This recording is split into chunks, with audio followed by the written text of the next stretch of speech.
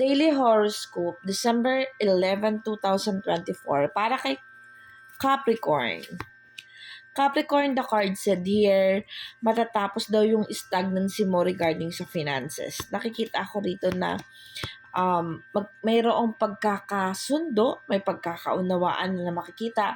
Nakikita ko rin may konting sigalot, pero matatapos yun eh. Kung ano man yung mga conflict na kinakaharap mo, yung mga bagay na kinakainisan mo, especially dun sa mga taong importante sa'yo, lalo na pag male version. Kunyari, asawa mo, father mo, teacher mo, lalaki, something like that. This kind showing na matatapos yung maayos, alam mo daw kung paano yung masasakatuparan yung mga bagay-bagay. No? Sabi dito Capricorn, maganda yung araw natin ngayon kasi masusolusyonan yung mga problema ang kinakaharap natin. Pupunta tayo kay Gemini.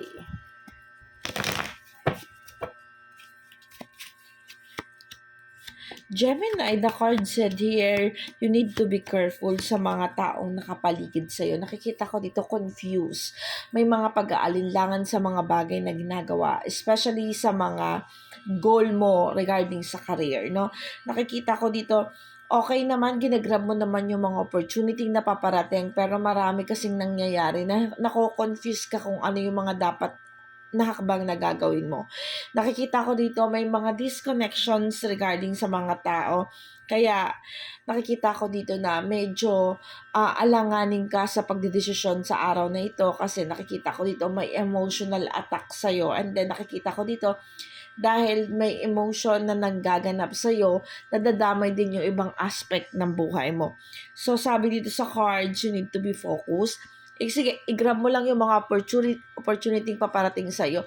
But then, set aside mo yung love life mo sa career mo. Kailangan marunong kang maibalanse mo yung mga bagay-bagay na nangyayari sa'yo ngayon, Gemini. Pupunta tayo kay Libra. Libra, the card said here, injustice, no? Nakikita ko dito may konting may mga sigalot o mga problema. Nakikita ko dito na ikaw yung gumagawa ng pamamaraan para maayos ito. Pero sa kabila ng pagkilos at paggawa mo, nararamdaman mo yung pain na napapagod ka na loaded ka na. Kasi gawa ng pamamaraan para magkaayos or masolusyonan yung mga problema. Kaya lang yung mga tao sa paligid mo o yung mga kasangkot dun sa problema na yon, hindi nila nasasakatuparan, hindi nila nagiging masaya, hindi nagagawa ng pamamaraan. This card showing Gemini, Libra na injustice, hindi tama. So, medyo lagyan mo ng boundaries yung sarili mo sa ngayong araw na ito at tignan mo kung tama pa ba yung mga hakbang na gagawin mo. Baka naman kasi is hinahayaan ka na lang nila na ikaw na lang gumawa para din ng solusyon. Punta tayo kay Aquarius. Aquarius, the card said here regarding sa finances, kinakapos na tayo. Sabi dito, may katatagan naman. Kaya lang yung mga plano natin o mga dapat na ipupursue natin, nakikita ko dito nawawalaan ng disconnections, no? Na hindi na po-proceed. This card showing na nawawala ng guidance ng universe. So, you need to focus. This card sabi dito, gawa lang, ituloy mo lang, magiging maayos din. Huwag kang mawalan ng pag-asa, huwag kang tamarin. Mag-focus lang dun sa mga bagay na alam mong ikauunlad mo. This card showing kasi na kailangan you need to be patient. Kasi nakikita ko dito nagdi-disconnections yung mga bagay, lalo na pagdating sa finances, nagkakaroon ng sigalot o problema. Pupunta tayo kay Pisces. Pisces, the card said here, you need to be careful sa mga taong pagkakatiwalaan mo, especially yung mga taong bagong dating pa lang sa buhay mo. No? Nakikita ko rito yung mga kakikilala mo lang. Sabi dito sa cards, may mga maling gawa. Maaaring mahusgahan ka, mapag-usapan ka, or sabi dito na may mga taong nagne-negative talaga regarding sa pagtagumpay mo, no? May mga unhappy para doon, no?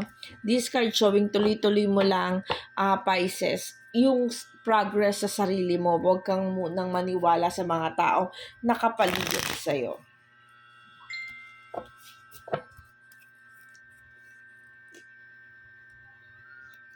Para naman kay Scorpio. Scorpio, the card said here, may mga masasakit na nangyayari sa ngayon, Scorpio. Nakikita ko dito kasi yung mga pain na pinagdadaanan mo, yung mga sigalot, nagkakaroon ng mga conflict, fighting, no?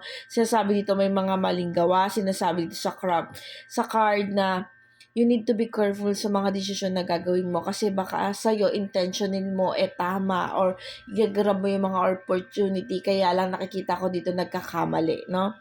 Nakikita ko dito nagkakaroon ng mga maling desisyon. So, ingat sa mga bagay na ginagawa mo, ingat sa mga bagay na pinagdidesisyonan mo.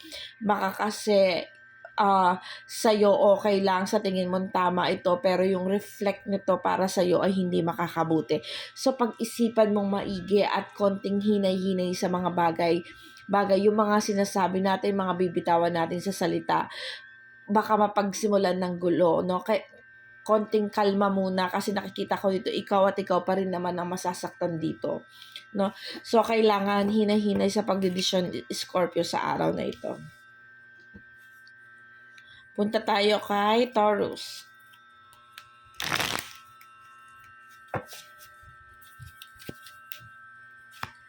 Taurus, the card said here, nawawalan ng balanse. Sabi dito sa cards, pagdating sa finances, alam kong inilalaban mo yung mga bagay-bagay or gumagawa ka talaga ng pamamamaraan regarding sa finances.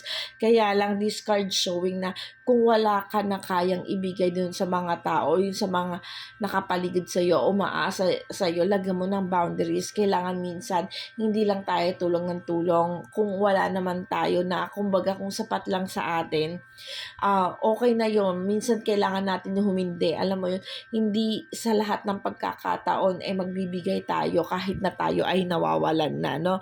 Kailangan mag-set ka ng boundaries kung hanggang saan lang. Kapag wala ka, wala tayong magagawa. Ganon, no? And you need to be careful sa mga taong nakapaligid sa'yo, no? Sabi dito, yung mga taong tinutulungan mo, baka intention mo is mapabuti o gumawa ng mabuti, but then this card showing na ikaw pa yung mapapasama. Nakikita ko dito yung mga betrayal card o si mga sigolot, kaya kailangan konting hinay-hinay ka muna sa mga pagtulong at pagkakatiwalaan mo, Taurus, no? Medyo pag-aralan mabuti yung mga tao sa paligid. Punta tayo kay Cancer.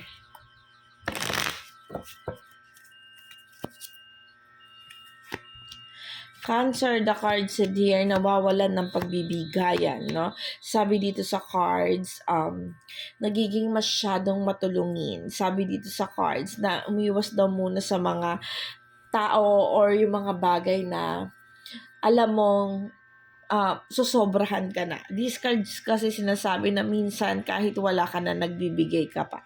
Alam mo yung gano'n, yung may mga nawawalan na kasi ng guidance, yung masyado mong pagiging maunawain, yung masyado mong pagiging mapagbigay.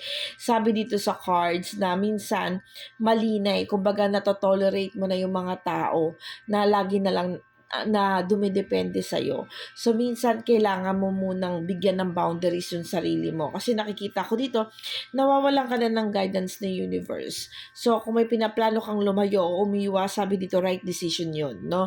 Gawan mo muna ng boundaries. Mag-focus ka muna sa sarili mo sa araw na ito, Cancer. Pupunta tayo kay Sagittarius.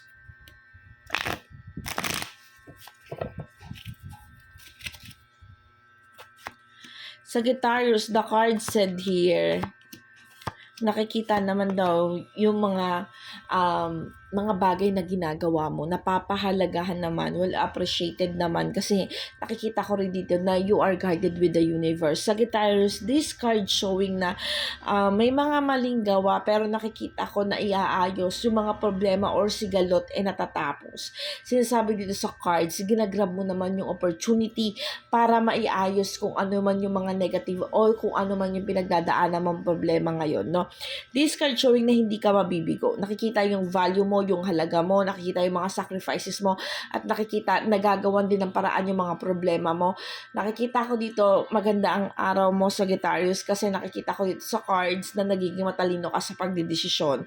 Nakikita ko dito, you are guided ni universe. Nakikita ko dito, nasusolusyonan yung mga, nagiging smooth yung mga problema mo ng mga nakaraan. So, nakikita ko dito, tuloy-tuloy mo lang. Sabi dito, yung mga bagay na pagsisikapan mo, hindi ka daw mabibigo. Punta tayo kay Virgo.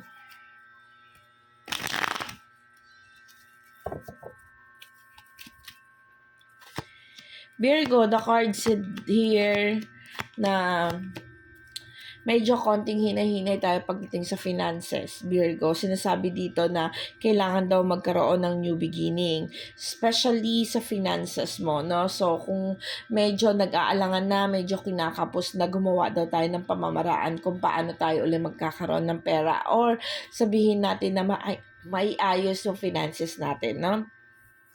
This card showing na may mga paparating din sa'yo na gastusan, kaya medyo kailangan hinay-hinay talaga.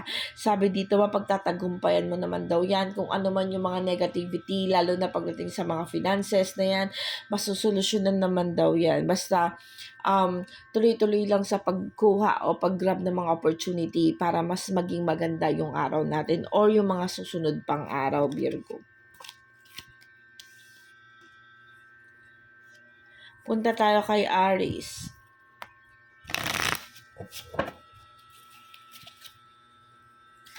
Aries, the card said here, tuloy-tuloy lang daw. Tuloy-tuloy mo lang daw ipaglaban yung mga bagay-bagay na ginagawa mo. Nakikita ko dito, you are motivated. You are, nakikita ko dito, nasusolusyonan yung mga problema. Nakikita ko dito, you are wise sa pagdidesisyon. Nakikita ko dito sa cards na-appreciate mo yung mga bagay-bagay. Kahit na merong mga taong nagne-negative, nawawalan ng pagbibigayan, pero hindi ka nila kayang i-distract. This card showing na may mga tao dyan sa tabi mo, Aries, na nag-a-against sa'yo. Or sabihin na natin, mga disagree, mga epal, ganon, no? But this card then nagsasabi na kahit nandiyan sila, who cares? Wala kang pake, tutuloy mo lang yung mga bagay na ginagawa mo. Sabi dito, yung mga bagay na pinupursyo mo ay magbubunga daw ng maganda, no? Sabi dito, avoid lang yung pagkakaroon ng mga conflict, huwag mo silang pansinin, huwag mo silang intindihin, huwag mo silang pahalagahan. Basta ang alam mo, hindi ka nakakapanakit ng tao, wala kang ginagawang masama, ituloy mo lang yung mga bagay na ginagawa mo, lalo na pag alam mong ikakabuti mo at ikakabuti din ng iba. Ibang taong mahalaga sa iyo, 'di ba? Tuloy-tuloy lang, Aries, kasi you are in the right path. Leo.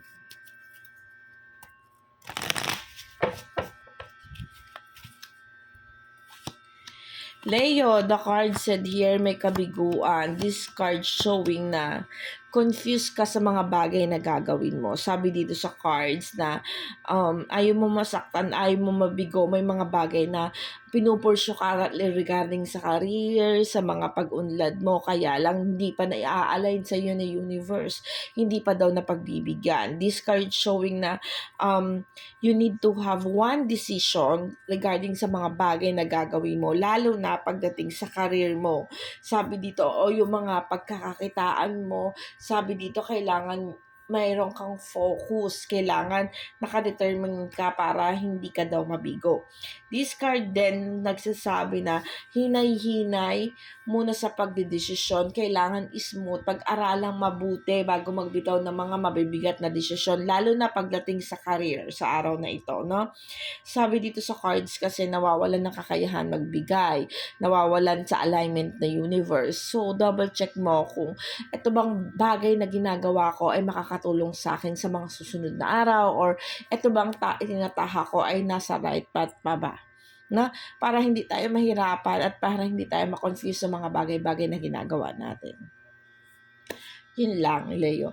At ito pa ang aking daily horoscope. Salamat po sa mga sumusubaybay. Salamat po sa mga tumatangkilik dyan. At thank you po. Paalala po, ito po ay isang gabay lamang po sa araw-araw.